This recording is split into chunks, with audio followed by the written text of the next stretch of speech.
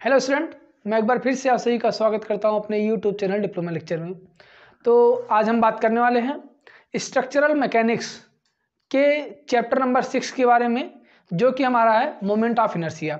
इसके पहले जो हमने पढ़ा था वो पढ़ा चैप्टर नंबर 5 शियरिंग स्ट्रेसेस इन बीम। ठीक है, शियर स्ट्रेसेस इन बीम के बारे में हमने पढ़ चुका था।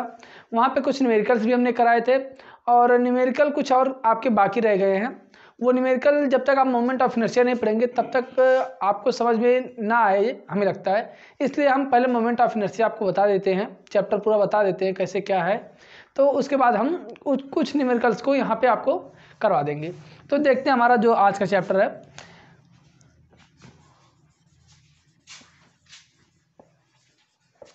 चैप्टर कौन सा है? चैप्टर है 6 मोमेंट ऑफ इनर्शिया। ठीक है, जिसको हिंदी में क्या बोलते हैं?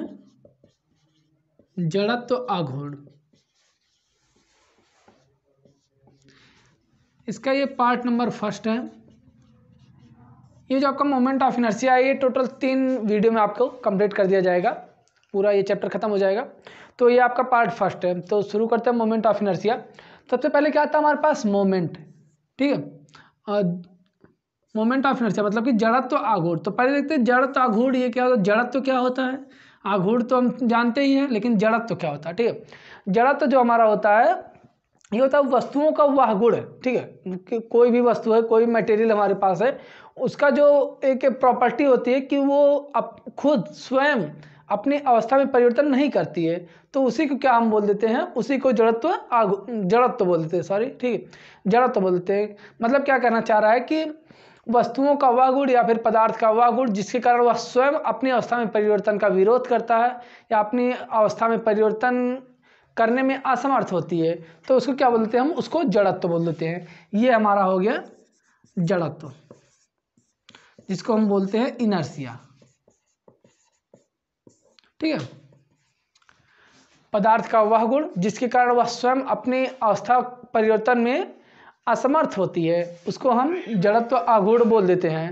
ठीक है, सॉरी, उसको जड़त्व बोल देते हैं। ये क्या होता है? जिस तरह से हमारे न्यूटन का फर्स्ट लॉ हमने पढ़ा है कि कोई भी वस्तु अगर गतिमान अवस्था में है तो वह गतिमान अवस्था में रहेगी, और अगर स्थिर अवस्था में वह स्थिर अवस्था में ही रहेगी जब तक कि उस पर कोई बाह्य बल ना लगाया जाए। उसी प्रकार ये जैसे उस पर वह स्वयं तो अपनी अवस्था में परिवर्तन नहीं करता है, जो न्यूटन का फर्स्ट लॉ कहता है, वहाँ स्वयं अवस्था में परिवर्तन नहीं होता, मतलब कि गतिमान है तो वो स्थिर स्वयं नहीं होगा जब तक कि उस पर कोई बाह्य बल ना लगाया जाए। उसी प्रकार हमारा ये जड़त्व होता है कि यह अपने अवस्था परिवर्तन में असमर्थ होता है जब तक कि इस पर कोई बाह्य बल नहीं लगाया जाता है। तो ये हमारा हो गया इनर्शिया। ठीक है, और नेक्स्ट हमारा क्या आता है कि जड़त्व आघूर्ण। पहले तो ये हमारा हो गया जड़त्व। ठीक है, ये हो गया हमारा जड़त्व। अब देखते हैं कि जड़त्व आघूर्ण या फिर द्वितीय आघूर्ण जिसको हम बोलते हैं, सेकंड मोमेंट ऑफ इनर्शिया या फिर मोमेंट ऑफ इनर्शिया, वो क्या होता है? मोमेंट ऑफ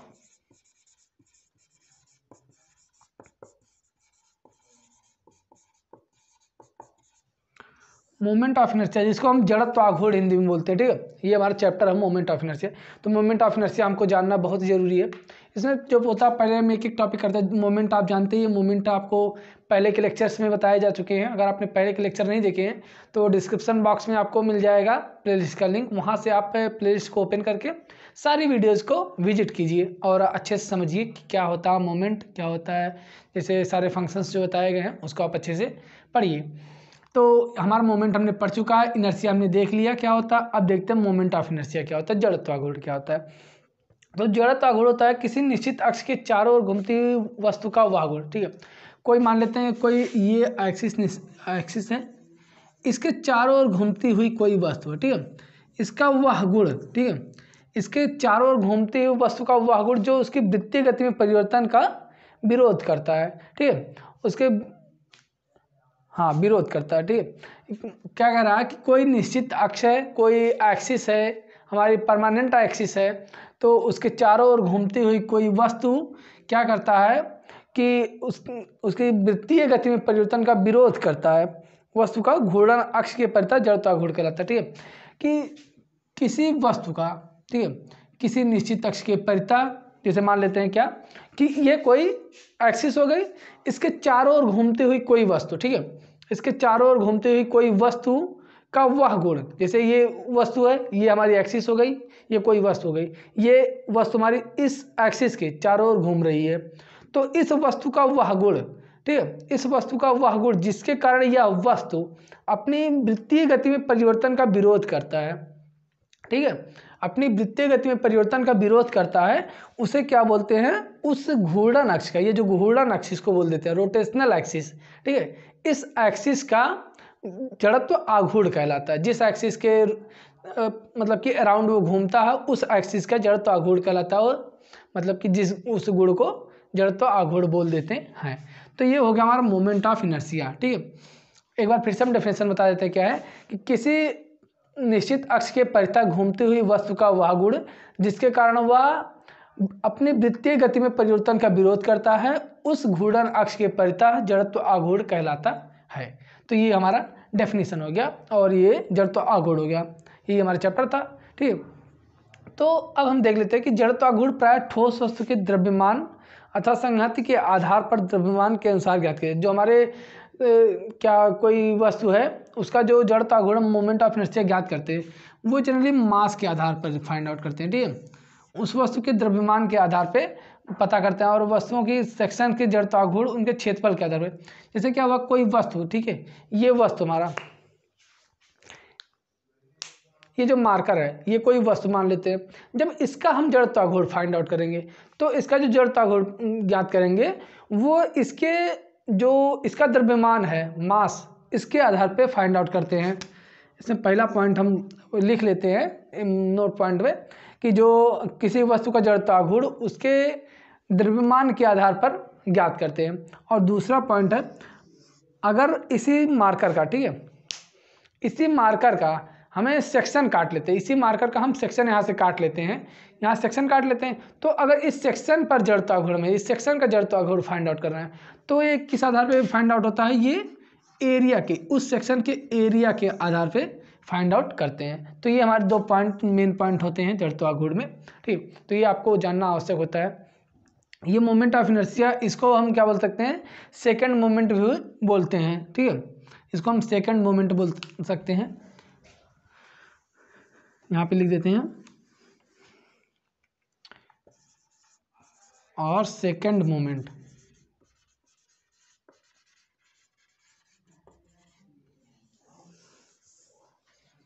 ठीक है, ये हमारा मोमेंट ऑफ इनर्शिया फिर सेकंड मोमेंट हो गया किसे कहते हैं। आई होप कि आपको समझ में आ रहा होगा सारी चीज़ें, ठीक है। तो अब हम देखते हैं नेक्स्ट पॉइंट।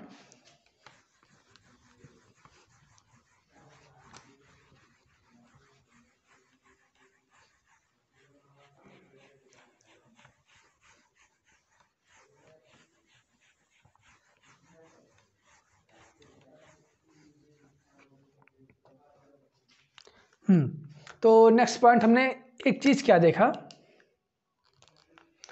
कि जो हमारा मोमेंट ऑफ इनर्शिया MOI जिसको हम शॉर्ट में बोलते हैं, ये जो मोमेंट ऑफ इनर्शिया है इसको दो बेसिस पे हमने फाइंड आउट किया, एक मास के बेसिस पे और दूसरा एरिया के बेसिस पे, ठीक है। तो मास के बेसिस पे जब सेकंड मोमेंट ऑफ इनर्शिया हम लिखेंगे तो हम क्या लिख सकते हैं कि मास मोमेंट ऑफ इनर्शिया, ठीक है, या फिर सेकंड मोमेंट ऑफ इनर्शिया। हमने मोमेंट ऑफ इनर्शिया क्या बोला, सेकंड मोमेंट, सेकंड मोमेंट हमने मास को MOI को बोला। तो हम क्या बोल सकते हैं, मास के आधार पर जब इसको डिवाइड करते हैं तो इसको मास मोमेंट ऑफ इनर्शिया, ठीक है, मास मोमेंट ऑफ इनर्शिया या फिर MOI बोल सकते हैं, या फिर इसको हम बोल सकते हैं सेकेंड मोमेंट ऑफ इनर्शिया, इसको बोल देते हैं second moment of inertia, sorry, ठीक है। जब एरिया के आधार पर डिवाइड करते हैं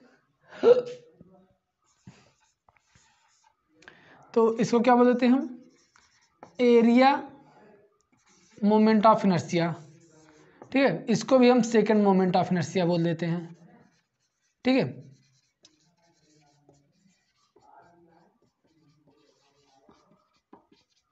ठीक, इसको भी हम सेकंड मोमेंट ऑफ इनर्शिया बोल देते हैं, इसको भी सेकंड मोमेंट ऑफ इनर्शिया बोलते हैं, तो ये जो मास के आधार पे होता है इसकी डेफिनेशन पहले देखते हैं, फिर एरिया के आधार पे जो होता है इसकी डेफिनेशन देखते हैं कि क्या कहना चाह रहा है ये।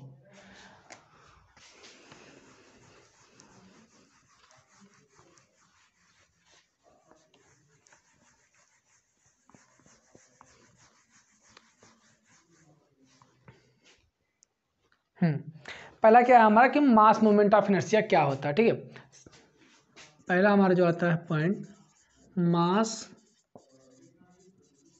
मोमेंट ऑफ इनर्शिया, या जिसको हम बोल सकते हैं और सेकंड मोमेंट ऑफ इनर्शिया।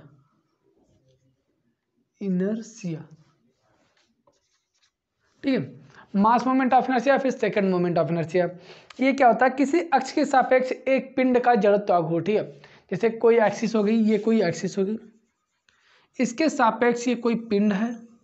ठीक है, इसका जो जड़त्व आघूर्ण होता है या फिर द्वितीय आघूर्ण जो होता है, जड़त्व आघूर्ण या फिर द्वितीय आघूर्ण बोल सकते हैं इसको हम, वो क्या होता है, द्रव्यमान तथा अक्ष से उसकी दूरी। ठीक है,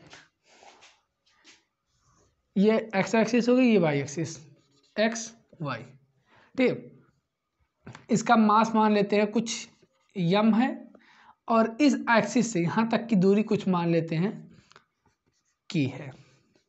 ठीक है, तो क्या कहता है कि इसकी जो डेफिनेशन हम लिख सकते हैं कि जो सेकंड मोमेंट ऑफ इनर्शिया होता है, किसी अक्ष के सापेक्ष एक पिंड का जड़त्व आघूर्ण उसके द्रव्यमान तथा एक्सिस से उसके सीजी तक की दूरी को, सेंटर ऑफ ग्रेविटी तक की दूरी को क्या बोल देते हैं हम, सेकंड मोमेंट ऑफ इनर्शिया या फिर मास मोमेंट ऑफ इनर्शिया बोल देते हैं। क्या लिख सकते हैं, जो हमारा मोमेंट ऑफ इनर्शिया होता है, ठीक, पहले देख लेते हैं, जो MOI हमारा होता है, इसको किससे रिप्रेजेंट करते हैं, कैपिटल आई से। ठीक है, कैपिटल आई से इसको हम रिप्रेजेंट करते हैं मोमेंट ऑफ इनर्शिया को। तो हमारा क्या हो रहा है कि मास मोमेंट ऑफ इनर्शिया क्या होता है, तो जो मास मोमेंट ऑफ इनर्शिया आई हमारा होता है वो क्या होता है कि क्या बोला जा रहा है डेफिनेशन में कि किसी अक्ष के परितः, ठीक है, किसी अक्ष के सापेक्ष एक पिंड का जड़त्व आघूर्ण आई उस पिंड के द्रव्यमान तथा एक्सिस से उस पिंड के सीजी तक की दूरी के वर्ग के गुणनफल के बराबर होती है। ठीक है, ये हमारा बोल रहा है कि इसका डेफिनेशन क्या बोल रहा है, फिर से एक बार देख लेते हैं कि किसी अक्ष के सापेक्ष किसी पिंड का जड़त्व आघूर्ण, ये कोई एक्सिस हो गई, इसके सापेक्ष पिंड का जड़त्व आघूर्ण जो होगा आई, ये इस पिंड के द्रव्यमान m तथा एक्सिस से पिंड तक की दूरी, ठीक है, एक्सिस से पिंड के सीजी तक की दूरी के वर्ग के गुणनफल को क्या बोल देते हैं हम, मास मोमेंट ऑफ इनर्शिया या फिर सेकंड मोमेंट ऑफ इनर्शिया बोल देते हैं। ये हो गया हमारा सेकंड मोमेंट ऑफ इनर्शिया। तो इसका जो जनरली फार्मूला लिखा जाता है वो यही लिखा जाता है कि I = mk²। ठीक है, ये हमारा फार्मूला हो जाता है मास मोमेंट ऑफ इनर्शिया का। ठीक है, तो अब हम देखते हैं एरिया मोमेंट ऑफ इनर्शिया। इसको यहीं पे क्या करते हैं हम, एरिया मोमेंट ऑफ इनर्शिया कर देते हैं।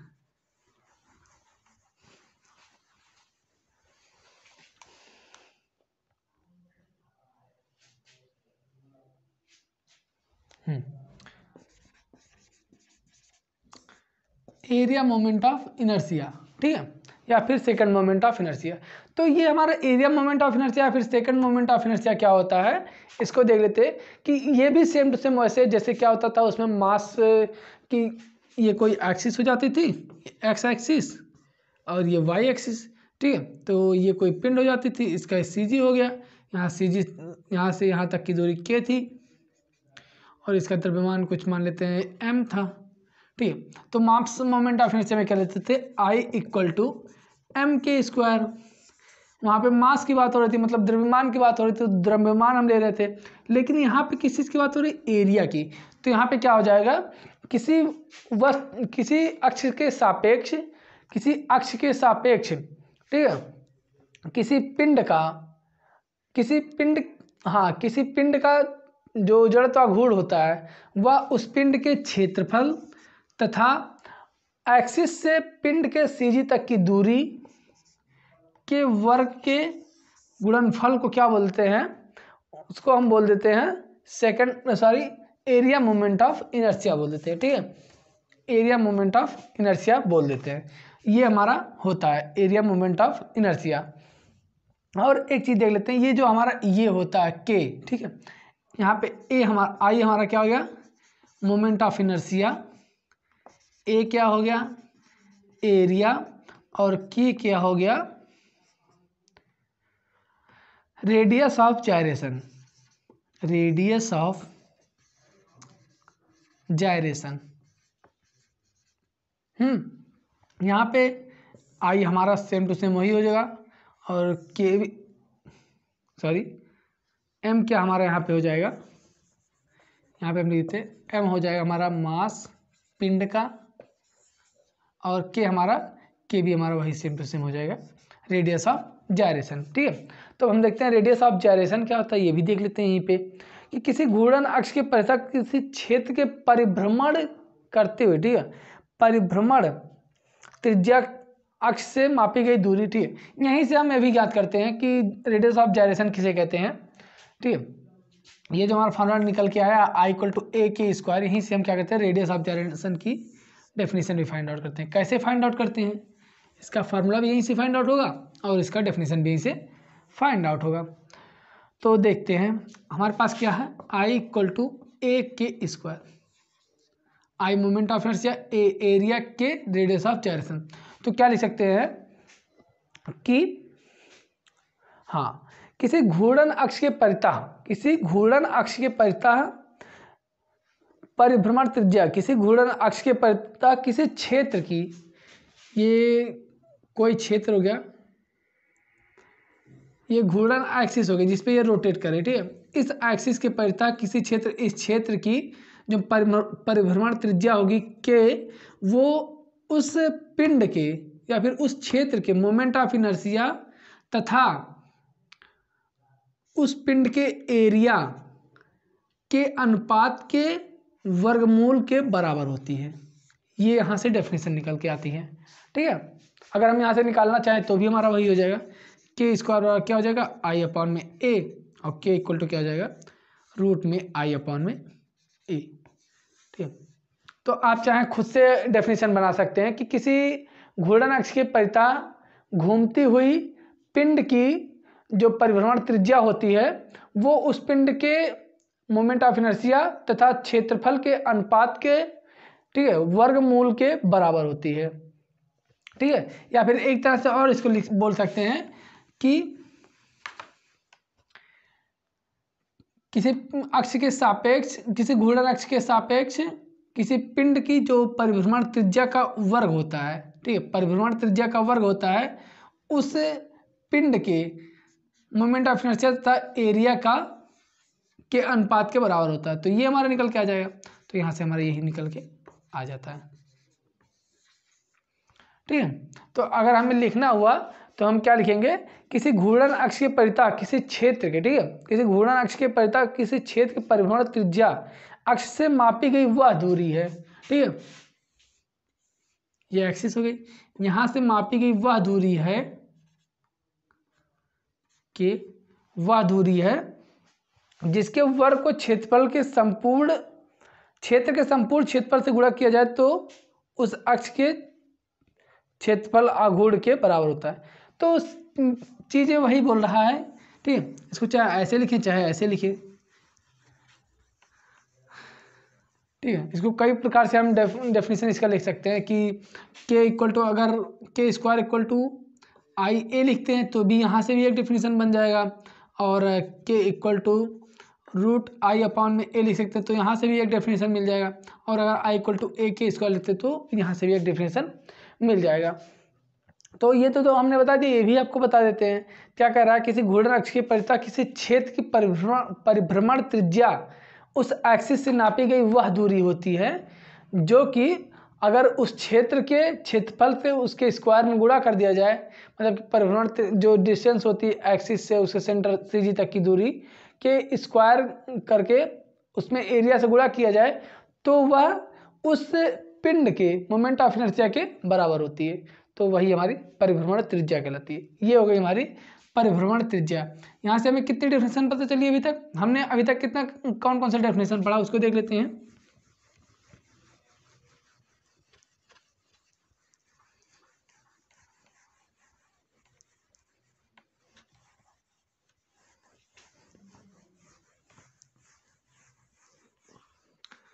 सबसे पहले क्या पढ़ा हमने? इनर्शिया। उसके बाद क्या पढ़ा? Moment of inertia. फिर क्या पढ़ा? मास मोमेंट ऑफ इनर्शिया। और फिर पढ़ा हमने एरिया मोमेंट ऑफ इनर्शिया। फिर क्या पढ़ा हमने? Radius of gyration.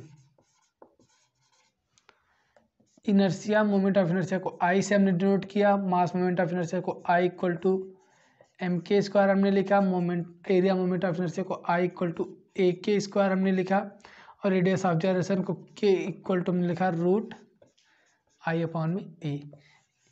ये आपको ये दोनों तो याद रखना कंपलसरी है आपका। अभी जब आप फार्मूला फाइंड आउट करेंगे तो वहाँ पे भी काम आएगा, और जब आप न्यूमेरिकल सॉल्व करेंगे तो वहाँ पे भी ये काम आपके आने वाला है, तो इसलिए आप इसको ध्यान रखिएगा, ठीक है। तो ये हो गया आपका रेडियस ऑफ जायरेशन तक, जिसको या फिर हम परिभ्रमण त्रिज्या बोल देते हैं हिंदी में, ठीक है। तो अब हम देखते हैं नेक्स्ट जो हमारा टॉपिक आता है, बहुत ही इंपॉर्टेंट टॉपिक आता है, ये आप पढ़े होंगे सेकेंड सेमेस्टर में, ठीक है। सेकेंड सेमेस्टर में आपके रहा होगा एक सब्जेक्ट मैकेनिक्स, वहाँ पे आप पढ़े होंगे कि पैरेलल एक्सिस थ्योरम और परपेंडिकुलर एक्सिस थ्योरम क्या होता है। तो देखते हैं थ्योरम ऑफ पैरेलल एक्सिस। पहला थ्योरम ऑफ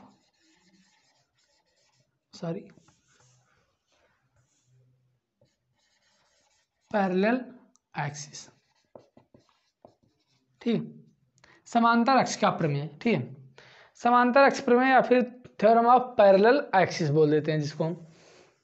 ये क्या कहता है कि इसके अनुसार, ठीक है, परिभाषा क्या लिख सकते हैं इसकी? परिभाषा आपको जानना बहुत ही जरूरी होता है, ठीक है। तो डेफिनेशन क्या हो जाएगी इसकी, देखते हैं। डेफिनेशन जो कहता है इसका, परिभाषा जो इसकी होती है पैरेलल एक्सिस थ्योरम की, वो क्या होती है कि जैसे हमारे पास क्या है, ये कोई प्लेन है, ठीक है, ये इसका सीजी है, ठीक है। अब क्या कर रहा है, इसका जो डेफिनेशन कहता है वो कहता है कि यदि किसी समतल परिच्छेद के गुरुत्व केंद्र जी से जाने वाले एक्सिस, ठीक है, यदि किसी समतल परिच्छेद, ये कोई समतल परिच्छेद हो गया, ठीक है, इसके सीजी से जाने वाले अक्ष का जो जड़त्वाघूर्ण होता है, मोमेंट ऑफ इनर्शिया आई जो इसका होता है वो आई जी है, ठीक है, आई जी से प्रदर्शित करते हैं तथा इस अक्ष के समांतर, ठीक है, इस अक्ष के समांतर h दूरी पर कोई एक्सिस ए बी मान लेते हैं, ए बी पी क्यू कुछ भी मान लीजिए, इस अक्ष के समांतर h दूरी पर माने गए एक्सिस को अगर ए बी से प्रदर्शित करते हैं और उसका जो मोमेंट ऑफ इनर्शिया होता है वो अगर हमारा आई ए बी है, तो जो पैरेलल एक्सिस थ्योरम होता है उस क्या कहता है कि आई ए बी बराबर I G plus A H square. ये ए क्या है, इसका टोटल एरिया इस सेक्शन का, ठीक है। क्या कहता है डेफिनेशन कि यदि किसी समतल परिच्छेद के गुरुत्व केंद्र से जाने वाले एक्सिस का जो मोमेंट ऑफ इनर्शिया है आई जी है और उससे यस दूरी पर कोई एक्सिस लेने पर उसका moment of inertia I A B है, तो आई ए बी बराबर I G plus A H square. ये होता है हमारा पैरेलल एक्सिस थ्योरम, ठीक है। ये हमारा फार्मूला होता है पैरेलल एक्सिस थ्योरम का, ये चीज़ आप ध्यान रखिएगा फार्मूला आप। तो अब देखते हैं कि ये फार्मूला हमारा किस तरह से निकल के आता है। इस फार्मूले की देख लेते हैं, इस फार्मूले को किस तरह से निकल के हमारा आता है। अभी जब हम सॉल्व करेंगे, इसको डेरिवेट करेंगे, तो यही हमारा निकल के आएगा, आप ध्यान दीजिएगा, ठीक है। तो यही कभी कभी एग्जाम में आ जाता है, तो इसको फाइंड आउट करने कैसे करते हैं, तो पहले हम यहाँ पे एक स्टेप मान लेते हैं। ये कोई हमारी स्टेप हो गई, ठीक है। इसकी दूरी क्या हो गई हमारी, यहाँ से हम इसको y मान लेते हैं, ठीक है। तो और इसका जो एरिया है इसको हम डेल्टा ए मान लेते हैं, डेल्टा स्मॉल ए, और ये टोटल हमारा जो है ये हमारा कैपिटल ए है, ठीक है। तो अब हम देखते हैं कि क्षेत्रफल डेल्टा ए का, ठीक है, क्षेत्रफल डेल्टा ए का जो जी से जाने वाले अक्ष के परितः जड़त्व आघूर्ण होगा, ठीक है। क्षेत्रफल डेल्टा ए का जी से जाने वाले, यहाँ से जो जाने वाले एक्सिस पर उसका जो जड़त्व आघूर्ण होगा वो कितना होगा, परितः जड़त्व आघूर्ण जी के परितः, डेल्टा ए का जी के परितः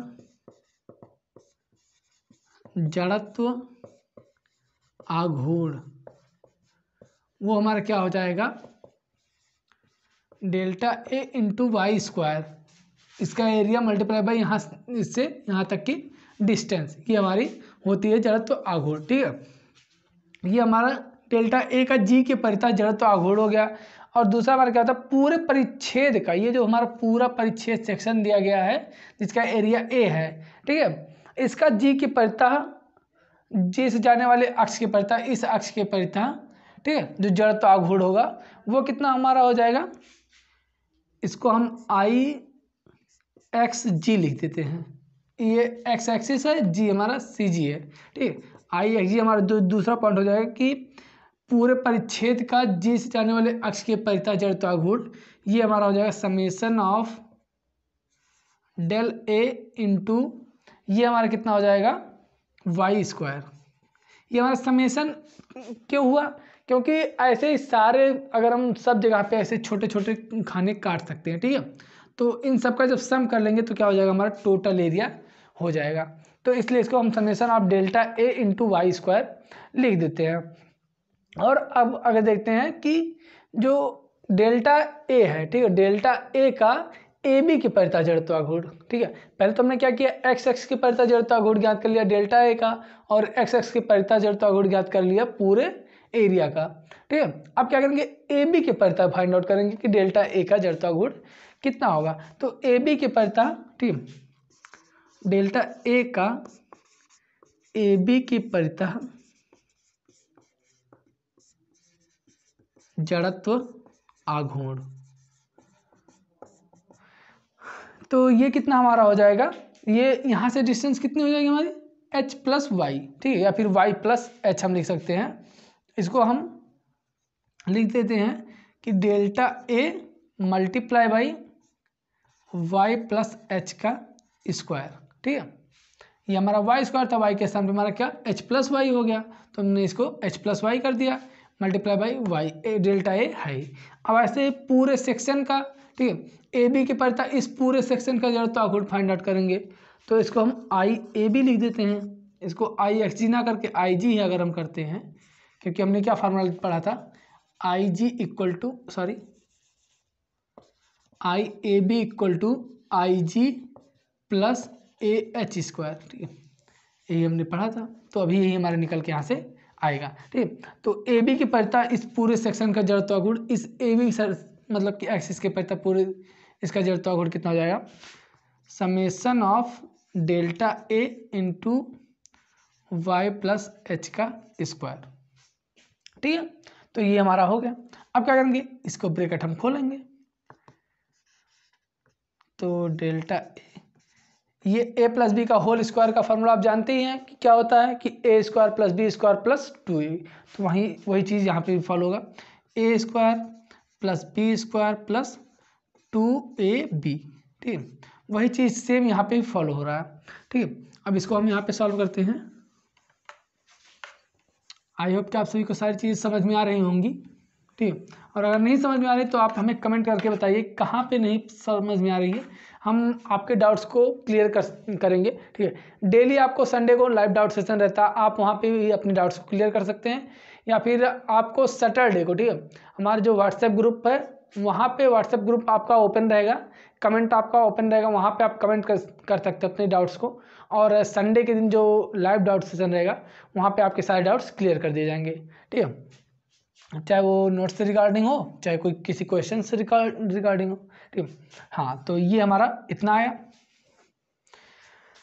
तो अब क्या करेंगे, इसको जब अंदर मल्टीप्लाई करेंगे, ठीक है, इसको जब हम मल्टीप्लाई करेंगे तो ये हमारा क्या हो जाएगा, I A B equal to summation of delta A into Y square plus summation of delta A into H square plus में summation of delta A into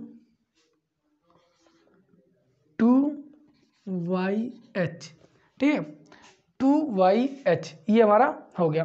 अब हमने क्या यहाँ पे क्या देखा, summation of delta A into Y square, ये क्या होगा हमारा आई जी, इसको हम लिख सकते हैं, तो लिख सकते हैं आई A B equal to I जी, ठीक है, इसको हमने क्या किया, आई जी लिख दिया। अब क्या हमारे पास summation of delta A H square, ठीक है, तो जो हमारा एच स्क्वायर जैसे हमने इसको आई जी लिख दिया, तो अगर हम क्या करते हैं, तो जो हमारा एच स्क्वायर है, ठीक है, एच स्क्वायर जो हमारा है इसको हम साइड बाहर कर लेते हैं, plus H square summation of delta summation of delta A, ठीक है, समेसन ऑफ डेल्टा ए ये हमारा हो गया, प्लस यहाँ पे भी क्या होगा हमारा 2s निकल आएगा बाहर, summation of delta A multiply by Y हमारा हो गया। अब यहाँ पे क्या होता है हमारा कि इसका जो वैल्यू हमारा होता है, ये इसकी जो वैल्यू होती है ये हमारा 0 होता है, आई ए बी बराबर आई जी प्लस ये जो समेसन ऑफ डेल्टा ए, मतलब कि सारे डेल्टा ए से, ठीक है, इसका मान लेते हैं छोटा सा पार्ट हम अगर काटते हैं, ठीक है, इतना छोटा सा पार्ट काट लेते हैं, इसका मान लेते हैं डेल्टा ए, तो जब सारे पार्ट को हम छोटे छोटे खंडों में काट लेंगे और जब सारे को जोड़ देंगे तो टोटल हमारा फाइंड आउट होगा, टोटल हमारा कैपिटल ए फाइंड आउट होगा। तो इसको हम क्या लिखते हैं, टोटल कैपिटल ए हो जाएगा मल्टीप्लाई बाई एच स्क्वायर है, और इसकी वैल्यू जब हमारी 0 हो गई तो इसकी वैल्यू हमारी 0 हो जाएगी। तो आई ए बी बराबर क्या हो जाएगा हमारा आई G plus A H square. तो क्या हुआ हमारा यही फार्मूला निकल के यहाँ पे आ गया, हैंस प्रूव्ड, ठीक है। तो ये रहा हमारा पैरेलल एक्सिस थ्योरम। तो आप चाहे स्क्रीनशॉट ले सकते हैं, चाहे अगर कॉपी किताब लेकर बैठे हैं तो आप अच्छे से सॉल्व कीजिए, खुद से सॉल्व कीजिए देख के, तो आपको और अच्छे से भी समझ में आएगा कि किस तरह से सॉल्व किया जा रहा है, किस तरह से क्या स्टेप पढ़ा जा रहा है, ठीक है। तो ये हमारे हो गए पैरेलल एक्सिस थ्योरम। तो ये फार्मूला आपको याद रखना जरूरी है, इसलिए आप इसको याद रखिएगा। हाँ, तो अब चलते हैं, हमारा जो ये पहला था पैरेलल एक्सिस थ्योरम, अब चलते हैं हमारा जो नेक्स्ट है दूसरा परपेंडिकुलर एक्सिस थ्योरम, ठीक है। अब देखते हैं परपेंडिकुलर एक्सिस थ्योरम।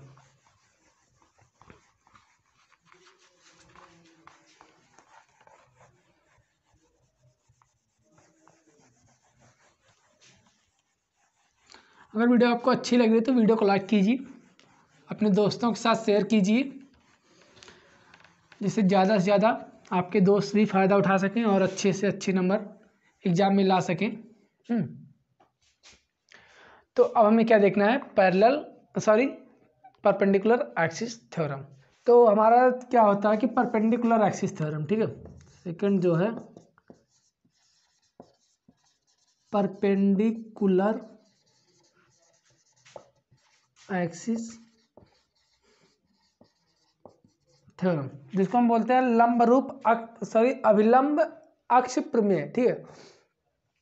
तो ये हमारा क्या कहता है, अभिलंब अक्ष प्रमेय क्या कहता है कि जो इस प्रमेय के अनुसार परिभाषा क्या होगी इसकी,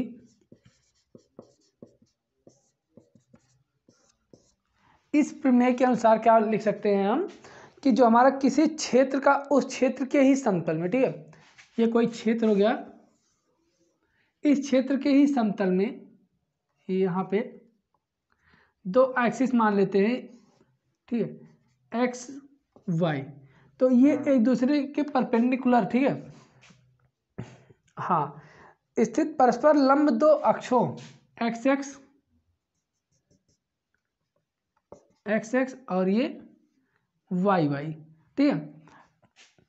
क्या बोल सकता है कि किसी क्षेत्र का उस क्षेत्र के, ठीक है, सॉरी, किसी क्षेत्र का उस क्षेत्र के ही समतल में स्थित परस्पर लंब, ठीक है, परस्पर लंब दो अक्षों एक्स एक्स और वाई वाई, ठीक है, एक्स एक्स और वाई वाई पर जड़त्व आघूर्णों का जो योग होता है, ठीक है, किसी क्षेत्र में उस क्षेत्र के ही, ठीक है, किसी क्षेत्र में उस क्षेत्र के ही परस्पर दो लंब, ठीक है, परस्पर दो लंब अक्ष पर जड़त्व आघूर्णों का योग, जैसे मान लेते हैं एक्स एक्स पे जो जड़त्व आघूर्ण आएगा प्लस वाई वाई पे जो जड़त्व आघूर्ण आएगा, इन दोनों का जो योग होता है, इसके जो क्या बोलता है कि इन दोनों अक्षों के कटान बिंदुओं से जाने वाले एक्सिस, ठीक है, इन दोनों बिंदुओं के कटान अक्ष से जाने वाले एक्सिस के जड़त्व आघूर्ण को के योग के बराबर होता है।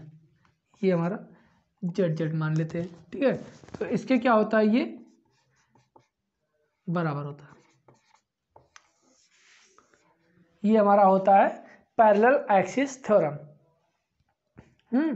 तो क्या बोलता है, किसी क्षेत्र में या फिर किसी एरिया में उस एरिया के, ठीक है, उस एरिया के समतल में स्थित परस्पर दो लंब, ठीक है, एक लंब ये इस पे लंब हो गया और ये इस पे लंब हो गया, ठीक है, इन दोनों लंबों पर जड़त्व आघूर्णों का जो योग होता है वो इन दोनों लंबों के कटान बिंदुओं से होकर, इन दोनों लंबों के कटान बिंदुओं से होकर जाने वाली रेखा पर जो जड़त्व आघूर्ण होता है इन दोनों के योग के बराबर होता है। ये हमारा होता है इसकी डेफिनेशन परपेंडिकुलर एक्सिस थ्योरम की। तो अब देखते हैं किस प्रकार से इसको हम सॉल्व करते हैं।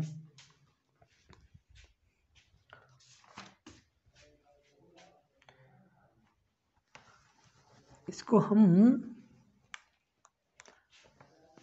क्या करते हैं, इस तरह से एक समतल ले लेते हैं, ये P हो गया, ये डिस्टेंस हमारा y हो गया और ये डिस्टेंस हमारी x हो गई, और इसको हम मान लेते हैं r, ठीक है, तो इतना हमने मान लिया। तो अब क्या होगा, एक चीज़ हम देखते हैं कि जो ये इसको हम O मान लेते हैं, इसको P मान लेते, तो इसका जो हमारा ये हो जाएगा निर्देशांक, ये हमारा एक्स वाई हो जाएगा, ये हमारी एक्स है, ये वाई है, ये एक्स एक्सिस, ये वाई एक्सिस, तो ये हमारा एक्स वाई एक्सिस हो जाएगा। तो इसका जो एरिया है P, कोई इस बड़े से एरिया में छोटा सा एरिया है जो जिसको हम मान लेते हैं डेल्टा ए, P का एरिया जो हमारा डेल्टा ए मान लेते हैं, और जो OP बराबर हमारा है, OP बराबर इसको हम स्मॉल r मान के चलते हैं। तो अब क्या होगा हमारा कि OP बराबर, ठीक है, OP बराबर क्या होगा हमारे, अगर हम यहाँ से क्या करते हैं, ये एक ट्रायंगल लेते हैं, ट्रायंगल में हमने क्या पाइथागोरस थ्योरम पढ़ा है, ठीक है, पाइथागोरस थ्योरम हमने क्या पढ़ा कि किसी समकोण एक्सिस पर, किसी समकोण त्रिभुज में कर्ण पर बना हुआ, जब यहाँ पे 90 बन जाए तो ये हमारा कर्ण हो जाएगा, कर्ण पर बना वर्ग से तो भुजाओं पर बने वर्ग के योग के बराबर होता है, ये यहाँ m हो गया हमारा, ठीक है, तो OM का स्क्वायर प्लस PM का स्क्वायर, ठीक है, ये हमारे निकल के आ गई। तो OP हमारा कितना है, R का स्क्वायर, OM कितना है, OM X का स्क्वायर, PM कितना है, Y का स्क्वायर। तो ये हमारा निकल के आ गया। अब क्या करेंगे, क्षेत्रफल A के लिए हम ये जो क्षेत्रफल A यहाँ पे ये जो एरिया माने, इसका क्षेत्रफल A के लिए x एक्सिस पर moment of inertia, y axis पर मोमेंट ऑफ इनर्शिया और z एक्सिस पर moment of inertia find out करते हैं। तो इसको लिख सकते हैं हम यहाँ पे, थोड़ा सा इसको मिटा के, हाँ यहाँ पे लिख देते हैं, डेल्टा A के लिए I x कितना हो जाएगा, डेल्टा A, और इसकी डिस्टेंस हमारी कितना हो जाएगा, y स्क्वायर, और इसी प्रकार y एक्सिस के लिए I y delta A X square, और z के लिए I z delta A r square, लेकिन r स्क्वायर पे हम क्या लिख सकते हैं, X square plus Y square, delta A X square plus Y square, जब इसको अंदर मल्टीप्लाई करेंगे तो क्या हमारा निकल के आएगा, delta A x square plus delta A into Y square, ये हमारा आई जेड जेड रहा है। अब आई Z Z delta A into X square रहा, वाई वाई आई वाई वाई, और delta A into Y square रहा आई एक्स एक्स। बस ये छोटा सा फंडा था, सीधा सीधा फंडा था, डायरेक्ट हमारा आगे निकल के ये हमें फाइंड आउट करना था, ये प्रूफ करना था। हमने क्या डिफरेंशियल पढ़ा था, ये डिफरेंशियल में पढ़ा था I X X plus I Y Y equal to I Z Z. तो आई होप कि ये आपको समझ में आया होगा किस तरह से किया जा रहा है। एक बार हम फिर से रिपीट कर देते हैं, ठीक है। क्या किया जा रहा है कि पहले तो ये कोई प्लेन है, ठीक है। प्लेन में दो एक्सिस है जो कि एक दूसरे के परपेंडिकुलर है, पहला एक्स एक्स हो गया और दूसरा वाई वाई हो गया, एक दूसरे के है परपेंडिकुलर है। तो इन दोनों का जो कटान बिंदु होगा वहाँ से जाने वाली जो एक्सिस होगी उनका जड़त्वाघूर्ण इन दोनों एक्सिस पर बने जड़त्वाघूर्णों के योग के बराबर होता है। तो एक सरफेस मान लेते हैं ये, ठीक है, एक प्लेन मान लेते हैं। प्लेन का एक पॉइंट है P जिसका एरिया डेल्टा ए मान लेते हैं, ठीक है। इस डेल्टा ए के लिए एक्स एक्सिस का जो जड़त्वाघूर्ण होगा delta A into Y square हो जाएगा, और वाई एक्सिस पर delta A into X square, Z axis पर delta A into R square, ठीक है। ये इतनी डिस्टेंस हमने y मान ली, इतनी x इतनी r, ठीक है। तो आई जेड जेड हमारा delta A into R square हो गया। तो हमने यहाँ पे क्या पढ़ा, R square equal to X square plus Y square, तो हमने यहाँ पे वैल्यू रख दी। I X Z Z equal to क्या हो जाएगा, delta A into X square plus delta A into Y square. तो delta A into X square equal to हमारा आई वाई वाई है, और delta A into Y square हमारा आई X x है। तो यहाँ से हमारा निकल के आ गया I Z Z equal to I X X plus I Y Y. इसको हम ऐसे लिख सकते हैं, I Z Z equal to I X X plus I Y Y. ये हमको प्रूफ करना था, ठीक है। तो ये हो गया हमारा परपेंडिकुलर एक्सिस थ्योरम। तो यहीं पे ये हमारा परपेंडिकुलर एक्सिस थ्योरम और जो पैरेलल एक्सिस थ्योरम होता है ये दोनों खत्म होते हैं। और आज के लिए बस इतना ही रखते हैं। आपसे मिलते हैं नेक्स्ट वीडियो में, जो कुछ टॉपिक्स बचे हुए हैं थ्योरेटिकल उनको लेके, और इसके बाद जो हमारी वीडियो आएगी, ठीक है। ये तो पार्ट 1 होगा, पार्ट 2 में थोड़ा जो टॉपिक और बचा हुआ है जैसे ITL सेक्शन का पर जड़त्वाघूर्ण कैसे फाइंड आउट करते हैं उसका बचा है, वो आपको नेक्स्ट वीडियो मिल जाएगा। और जो तीसरा पार्ट आएगा उसमें आपको न्यूमेरिकल्स कराए जाएंगे, ठीक है। तो टोटल ये 3 पार्ट में ये चैप्टर आपका कंप्लीट हो जाएगा। आप परेशान ना होइए। कुछ लोग कमेंट्स आते हैं कि सर सिलेबस कंप्लीट करवा दीजिए, एग्जाम आने वाला, तो एग्जाम के पहले आपके सारे सिलेबस कंप्लीट हो जाएंगे, आप चिंता मत कीजिए। बाकी अगर आपको नोट्स चाहिए तो नोट्स आपके टेलीग्राम पर पहुंच गया है, ठीक है। जो व्हाट्सएप ग्रुप है या फिर टेलीग्राम ग्रुप है वहाँ पे सोम का नोट्स है, और बाकी जो सब्जेक्ट्स हैं CT का भी नोट्स आपको जल्दी मिल जाएगा, BC का भी मिल जाएगा, और HHM का नोट्स आपको कल परसों तक मिल जाएगा, ठीक है। तो आज के लिए बस इतना ही रखते हैं। मिलते हैं आपसे नेक्स्ट वीडियो में एक नए जोश और जुनून के साथ। तब तक के लिए आप हमारे साथ बने रहिए, और वीडियो पर नए हैं तो वीडियो को लाइक कीजिए, चैनल को सब्सक्राइब कीजिए। मिलते हैं आपसे नेक्स्ट वीडियो में। धन्यवाद।